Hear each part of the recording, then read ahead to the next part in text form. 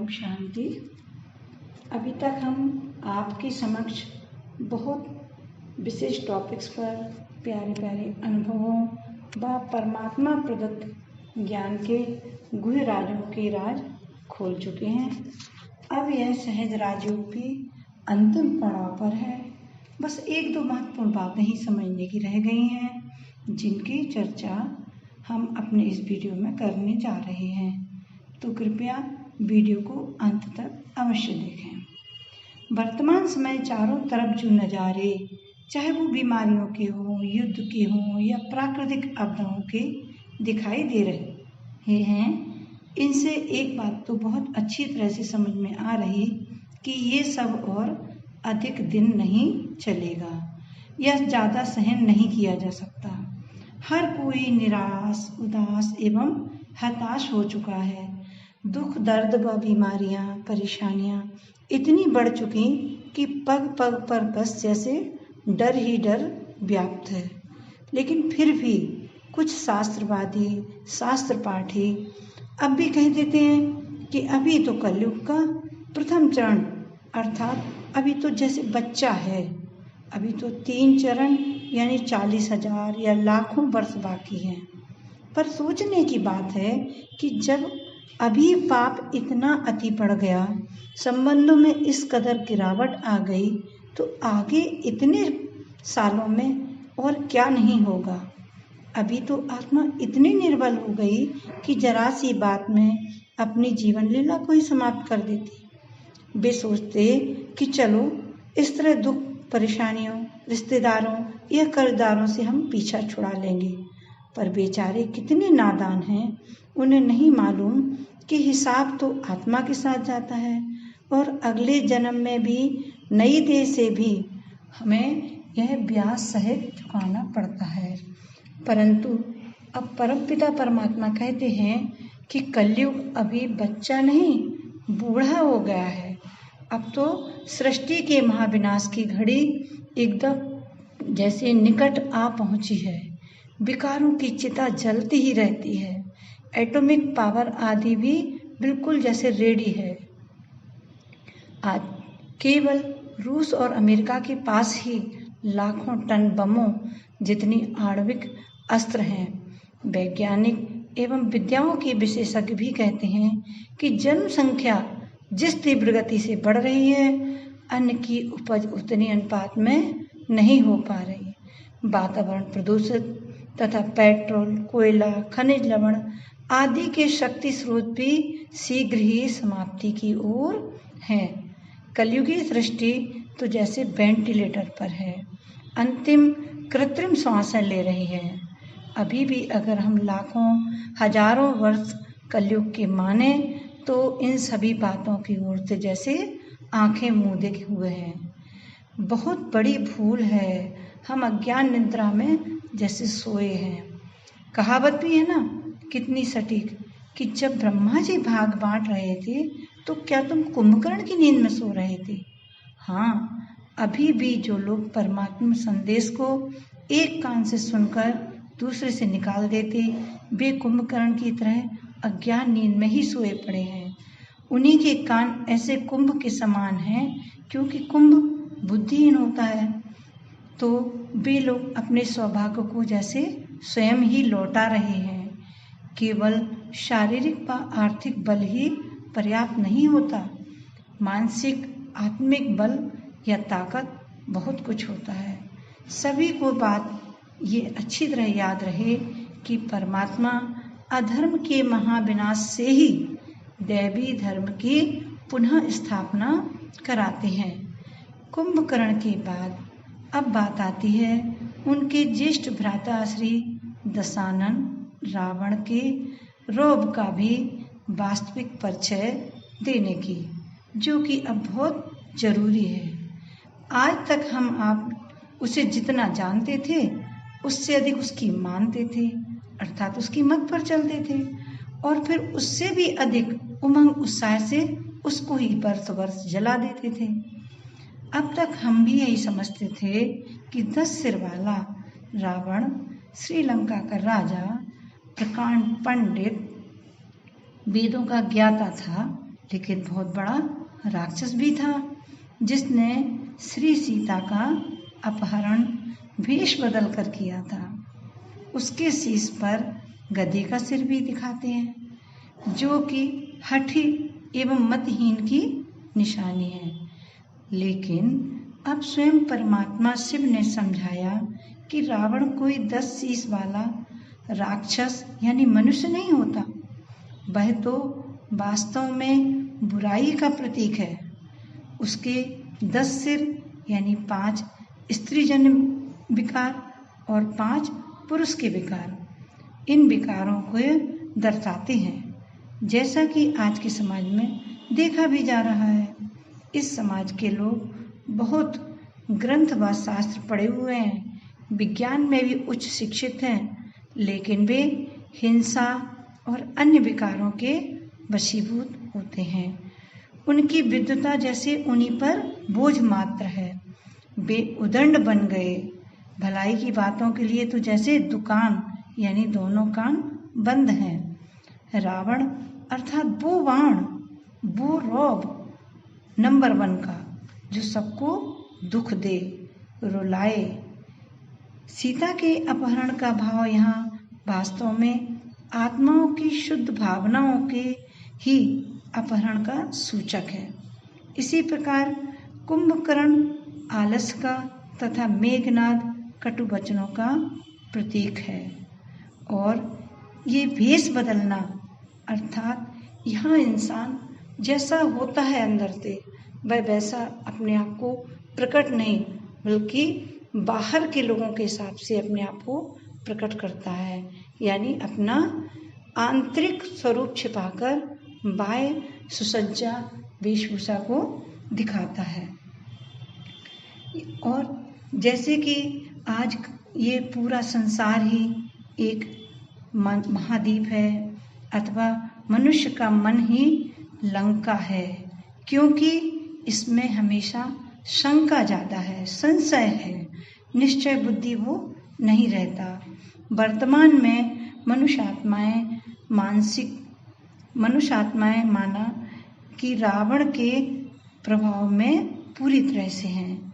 औद्योगिक उन्नति, प्रचुर धन धान्य और सांसारिक सुख सभी साधन होते हुए भी मनुष्य को सच्चे सुख और शांति की हमेशा जैसे तलाश रहती है।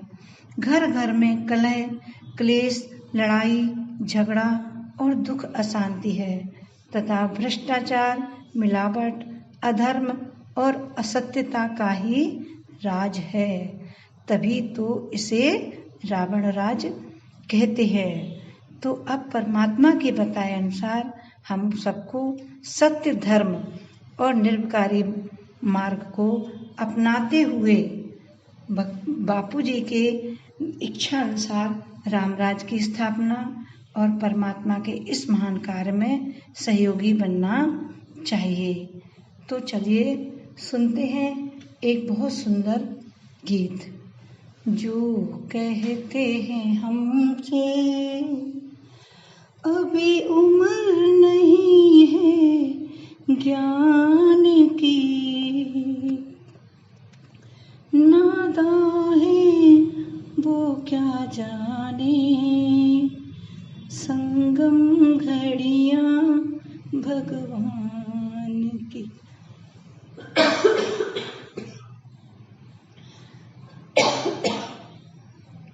जो कहते हैं हमसे अभी उम्र नहीं है ज्ञान की, नादां है ये ना जाने संगम घड़ियां भगवान की। जो कहते हैं हमसे शास्त्रों में तो दिखाया था कृष्ण के संग भी कंस, शास्त्रों में तो दिखाया था कृष्ण के संग भी कंस। राम ने भी युद्ध करके मिटाया रावण का वंश मिटाया, रावण का वंश। दुख चिंता वहाँ भी, दुख चिंता। अगर राम राज में भी वही हाल है तो फिर ये क्या हुआ? दुख चिंता वहाँ भी। तो ये कथा हुई अज्ञान की, नादान है ये ना जाने, संगम घड़ियाँ भगवान की, जो कहते हैं हमसे वो कहते हैं वर्ष हजारों, कलयुग तो अभी बच्चा। वो कहते हैं वर्ष हजारों है, कलयुग तो अभी है बच्चा। बाबा हमें बताते अब समय बस थोड़ा बचा, अब समय बस थोड़ा बचा। सुन लो सच इतना, सुन लो सच इतना, मंगल बेला ये कल्याण की, नाता है वो न जाने, संगम घड़ियाँ भगवान की, जो कहते हैं हमसे अभी उम्र नहीं है ज्ञान की, नाता है वो न जाने, संगम घड़ियाँ भगवान की, जो कहते हैं हमसे। गर तब भी दुखी था मानव, है आज भी वही हाल। गर तब भी दुखी था मानव, और आज भी वही हाल। सच्ची शांति और खुशी को सब जैसे है बेहाल, सब जैसे है बेहाल। जागो कुंभकर्णों, जो नहीं सुन रहे उनके लिए, जागो कुंभकर्णों, बारी सबके इम्तिहान की, नाता है वो न जाने, संगम घड़ियाँ भगवान की, जो कहते हैं हमसे अभी उम्र नहीं है ज्ञान की, नाता है वो न जाने, संगम घड़ियाँ भगवान की, जो कहते हैं हमसे। आजकल किसी से बात करो तो एक बहुत बड़ी गलतफहमी पाई जाती है कि वो कहते अभी उम्र नहीं है, अर्थात हम बुढ़ापे में ये सब करेंगे। अरे हम क्या स्टैम्प पर लिखा कर आए हैं कि हम बुढ़ापे तक जीवित ही रहेंगे? यहाँ तो कल क्या फल का भी भरोसा नहीं है। इसलिए सुनिए अंतिम पंक्तियाँ। क्या छोटा युवा बड़ा क्या सभी के लिए जरूरी, क्या छोटा युवा बड़ा क्या सभी के लिए जरूरी, अभी सहज ही मिल रहा है वरना होगी फिर मजबूरी, वरना होगी फिर मजबूरी। क्योंकि धर्मराज के आगे, धर्मराज के आगे ना चलती सिफारिश पहचान की, नाता है वो ना जाने, संगम घड़ियां भगवान की जो कहते हैं हमसे। अभी उम्र नहीं है ज्ञान की, नादा है वो ना जाने। संगम घड़ियां भगवान की। अगर आपको हमारा ये वीडियो पसंद आता है तो लाइक करें, शेयर करें व चैनल को सब्सक्राइब करें। हमारे इसके पिछले वाले वीडियोस देखने के लिए स्क्रीन पर दिखाए बॉक्स को क्लिक करें। ओम शांति।